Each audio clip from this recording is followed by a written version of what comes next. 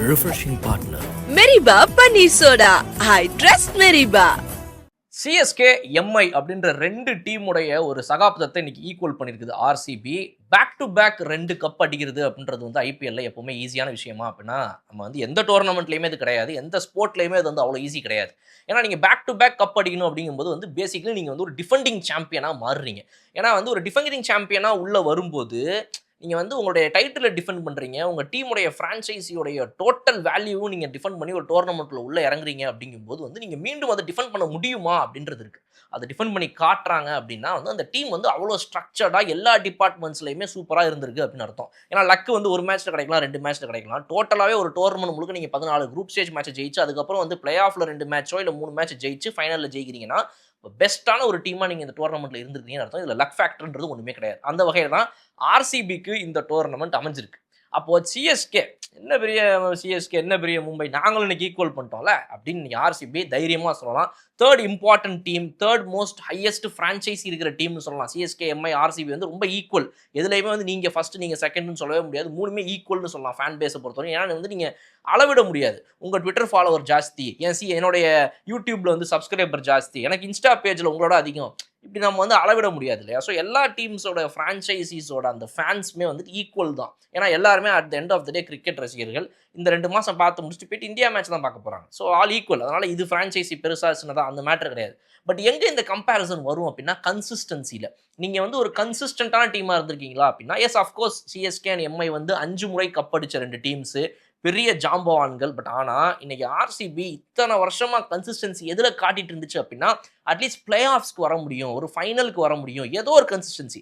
பேட்டிங்கில் கன்சிஸ்டன்சி காட்டியிருந்துருக்குது, பவுலிங்கில் காட்டியிருக்கு, அது கொஞ்சம் பேட் கன்சிஸ்டன்சி, அதை விட்டுருவோம். ஃபார் த பேட் ரீசனுக்கு கன்சிஸ்டன்சி விட்டுருவோம். பட் ஃபார் குட் ரீசன்ஸ் நீங்கள் வந்து பேட்டிங்கில் காட்டியிருக்காங்க ஆர்சிபி அவங்க கன்சிஸ்டன்சியை. ஸோ இப்படி பல கன்சிஸ்டன்சியை காட்டின ஆர்சிபி இன்னைக்கு இந்த கப்பை வந்து 2வது முறையாக தொடர்ந்து ஒரு டிஃபெண்டிங் சாம்பியனாக உள்ள வந்து டிஃபெண்டும் பண்ணி காட்டியிருக்காங்க. ரொம்ப சூப்பர். இந்த லெகசியில் அவங்க ஜாயின் பண்ணியிருக்காங்க. சிஎஸ்கே இது 2010-11 பண்ணுச்சு. அதுக்கப்புறமா பார்த்தீங்கன்னா மும்பை வந்து 2019 and 20 பண்ணுச்சு. இன்னைக்கு ஆர்சிபி இந்த 2025 and 2026 பண்ணியிருக்கு. வந்து கிட்டத்தட்ட நீங்கள் ஒரு 5 வருடங்களுக்கு ஒரு முறை நடக்கிற ஒரு விஷயமா கூட பார்க்கலாம். நீங்கள் அந்த டிக்கெட்டில் வந்து பார்த்தீங்கன்னா 2010 ஆரம்பிச்சு வச்சாங்க. அந்த டிக்கெட்டை முடிக்கும் போது எம்ஐ வந்து 2 தடவை பண்ணாங்க. இந்த டிக்கெட்டோட பாதியில் இப்போ இவங்க பண்ணியிருக்காங்க. இன்னும் வேற எந்த டீம்னால அதை பண்ண முடியும் அப்படின்ற ஒரு கொஸ்டின் இருக்குது. அதுக்கு ஆர்சிபிக்கு இந்த வெற்றிக்கு மிக முக்கியமான காரணம் என்ன அப்படின்னு பார்த்தோம்னா பேட்டிங் டிபார்ட்மெண்ட்டில் சூப்பர், பவுலிங் டிபார்ட்மெண்ட்டில் சூப்பர், ஃபீல்டிங்லையும் அமேசிங்காக இருந்திருக்காங்க. முக்கியமாக நீங்கள் பேட்டிங்கில் பார்த்தீங்கன்னா அவங்களுடைய டாப் பேட்ஸ்மேன் அடிக்கிற ரன்ஸ் எல்லாம் பார்த்தீங்க அப்படின்னா அடி மாசாக இருக்கும். அது வந்து நம்ம தேவ்தத் படிக்கலாக இருக்கட்டும், இந்த முறை வந்து Venkatesh Iyer top the order அவரை ப்ரொமோட் பண்ணி கொண்டு வந்தப்போ அவர் கொடுத்த கான்ட்ரிபியூஷன்ஸ் ஆகட்டும், of course the run machine chase master Virat கோலியாக இருக்கட்டும், இல்லை இவங்களெல்லாம் தாண்டி இதுக்கப்புறமா வந்து அடுத்தடுத்த பிளேயர்ஸாக இருக்கட்டும், அவங்களுடைய டீம் வந்து ரஜத் பட்டிதர் கேப்டன்சியில் அவரோட நாக்ஸில் வந்து ரொம்ப சூப்பராகவே வந்து இந்த சீசனில் விளையாடி முடிச்சிருக்குது. ஸோ ஆர்சிபிக்கு வாழ்த்துக்கள், சூப்பரான விஷயங்கள். பட் அதே டைமில் வந்துட்டு அவங்க சில விஷயங்களுக்காகவும் வாழ்த்துக்கள் நிறைய பேர் வாங்கிட்டு இருக்கிறாங்க. எதுக்கு அப்படின்னா வந்துட்டு வேண்டலைஸ் பண்ணுறதுக்காக. எஸ், பப்ளிக் ப்ராப்பர்ட்டியை வேண்டலைஸ் பண்ணிட்டு இருக்கிறாங்க. அதாவது என்னது, பப்ளிக் ப்ராப்பர்ட்டியை போட்டு அடிச்சு நொறுக்கி உடச்சிட்டு இருக்கிறாங்க, மரத்து மேலே ஏறி கொளுத்தி வச்சு தீப்பந்தமாக பற்ற வச்சுக்கிட்டு இருக்கிறாங்க. எதுக்கு பண்ணுறாங்கன்னு யாருக்கும் தெரியாது, அவங்களுக்கும் தெரியாது. ஸோ அந்த ஃபேண்டம் செலிப்ரேஷன் அப்படின்றது வந்து உச்சக்கட்டத்துக்கு எப்படி போக முடியும், அது வந்து ஒரு பைத்தியகாரத்தனத்தின் உச்சத்துக்கு எப்படி போக முடியும் அப்படின்றத மட்டும் இந்த சிலர் வந்து பண்ணுறதுனால மொத்த ஆர்சிபி ரசிகர்களுக்குமே வந்து அவங்களுடைய பேர் கெட்டு போகுது. அதை இது போன்ற சிலர் தடுத்துக்கணும் அப்படின்னு நினைக்கிறேன். சிலர்னா வந்து ஒரு 500-1000 பேர் வந்துட்டு ரோட்டில் அந்த அந்த ஒரு இடத்துல பண்ணியிருப்பாங்கன்னு வச்சுக்கோமே. கண்ணூர் டிஸ்ட்ரிக்டே வந்துட்டு இவங்க வந்து கர்னூல் டிஸ்ட்ரிக்டே வந்து மாற்றிட்டாங்க, ஆளே அடையாளம் தெரியாத மாதிரி. ஸோ இந்த மாதிரி சில விஷயங்களை அவங்க தவிர்த்துருந்துருக்கலாம். எஸ் அஃப்கோர்ஸ் செலிப்ரேஷன் முக்கியம்தான்.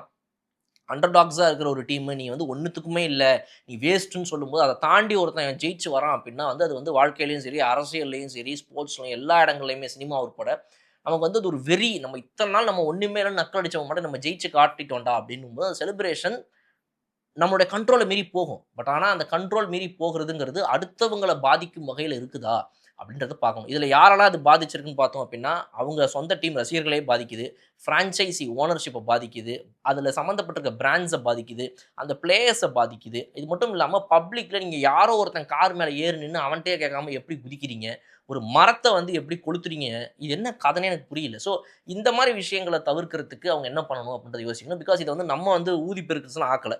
அவங்களுடைய ட்வீட்லேயே போட்டிருந்தாங்க, அவங்க இன்ஸ்டா போஸ்ட்லேயே போட்டிருந்தாங்க, ப்ளீஸ் செலிப்ரேட் ரெஸ்பான்சிபிளி அப்படின்னு. அந்த ஃப்ரான்ச்சைஸி உங்ககிட்ட கெஞ்சி கேட்குது, கொஞ்சம் ரெஸ்பான்சிபிளாக செலிப்ரேட் பண்ணுங்கள், அளவுக்கு அதிகமாக பைத்தியகாரத்தனமாக ஏதாவது பண்ணாதீங்க அப்படின்னு. அது அதையும் மீறி நம்ம பண்ணுவோம் அப்படின்னு சில பேர் பண்ணும்போது அவங்களுக்கு என்ன சொல்கிறதுன்னு தெரியல. பட் ஓவராலாக it's a very very good season for RCB. நிறைய விஷயங்கள் ஆர்சிபிக்கு காத்துட்டு இருக்குதுன்னு சொல்லலாம். ஏன்னா இன்னுமே வந்து அவங்க வந்து அந்த பேஸ்லேருந்து ஆரம்பித்து டாப் வரைக்கும் எல்லாத்தையுமே வந்து ப்ராப்பராக அட்ரஸ் பண்ணியிருக்காங்க. புவனேஸ்வர் குமார் உள்ளே வந்ததாகட்டும், ரசிக் வந்து பெட்டரானதாகட்டும், ஜாஷ் ஹேசல்வுட் வந்து கன்சிஸ்டன்சி காட்டுறதாகட்டும், எல்லா வகையிலையும் அவங்க பவுலிங் பெட்டராக இருக்குது. குணால் பாண்டியாவோட அடிஷன் 2 ஃபைனல் முதற்கொண்டு இந்த சீசன் ஃபுல்லாகவே 2025 அண்ட் 2026 ஒரு பெரிய வேல்யூ ஆடட் அடிஷனாக இருந்திருக்குது. ஸோ இதெல்லாத்தையும் தாண்டி ஆர்சிபி 2027 என்ன பண்ண போகிறாங்க, ஹேட்ரிக் அடிக்க முடியுமா, வெயிட் பண்ணி பார்க்கலாம். உங்களுடைய கருத்தில் கமெண்ட்ஸ் சொல்லுங்கள். இன்னும் சூப்பராக முடியும். நான் வந்து பார்க்குறேன். அதுவரை விடைபெறுது. Okay bye. Refreshing partner. Meriba Paneer Soda. I trust Meriba.